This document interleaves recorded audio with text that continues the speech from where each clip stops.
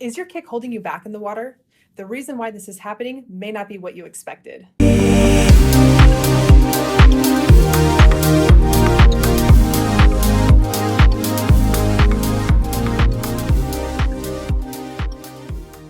Hey everyone, this is Coach Mandy, and in this video, I will be addressing tight ankles and how this affects the propulsion and the efficiency of your kick. I will demonstrate dorsiflexion and plantar flexion, and I have added a bonus training tip at the end of the video, so keep watching.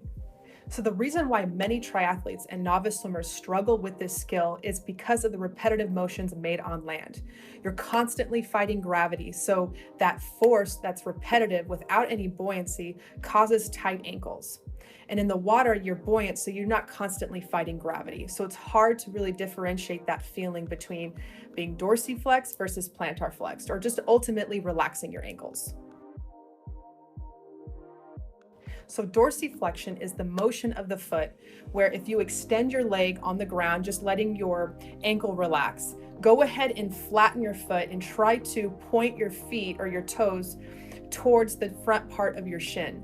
What you'll feel if you're doing this right is a stretch in your calf. So it's basically a flat foot, or I like to call it a hooked foot. So that is dorsiflexion. Plantar flexion is the motion that is the opposite of dorsiflexion. And that is if you're in the same position where you rest your heel on the ground with your leg extended, go ahead and point your toes as far as you can, and you'll start to feel a stretch on the frontal area of your shin if you're doing it correctly. So that is plantar flexion. So those are the two different movements of the foot. So what I see often in the water and why people struggle with the kick is because they have so much tension in their ankles that they're constantly dorsiflexing their feet. So you see that their foot is pretty much almost hooked. So what I'm going to do or demonstrate is the difference between a correct position with the kick as well as dorsiflexing my foot so you see what happens to my body position as well as correcting it.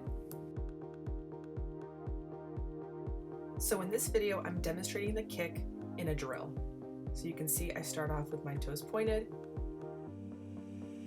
then I hook my foot. You can start to see the balance issue that I have, as well as correcting it.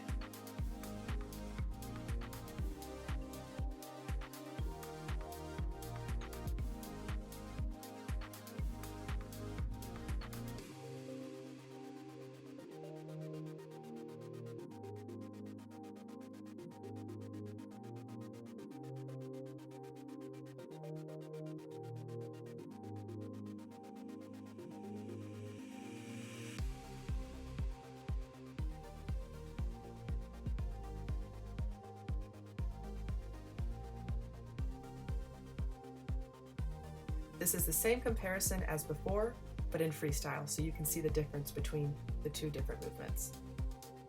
I also want to add, when I hooked my foot, I immediately felt deceleration moving forward.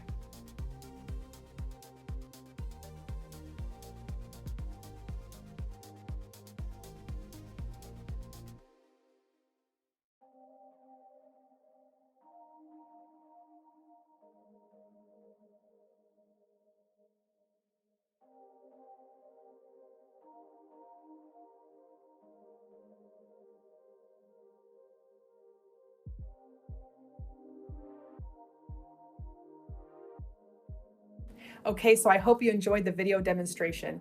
And based on that example, you can clearly see the difference between those two movements. And as promised, here is the bonus tip for today's video. So in order to help relax your ankles, you want to slightly point your toes inward. So think of your feet as almost like windshield wipers. You want to sweep the feet in slightly. This will help increase your range of motion over time and maximize the propulsion of your kick. So in addition to that bonus tip, I want you to go ahead and go through the same demonstration I showed you. Start off with the correct position with your kick and then hook your feet or dorsiflex them and feel what happens to your body position, as well as finishing it off correctly. So lastly, I want to end this video with a question for you. Which one feels better? Keeping your foot flat and tight or relaxing your ankles? Try it out and let me know what it is.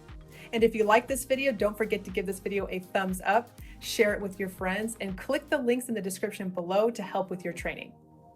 All right, you guys, I'm signing off, and don't forget to like, comment, and subscribe, and of course, stay tuned for more.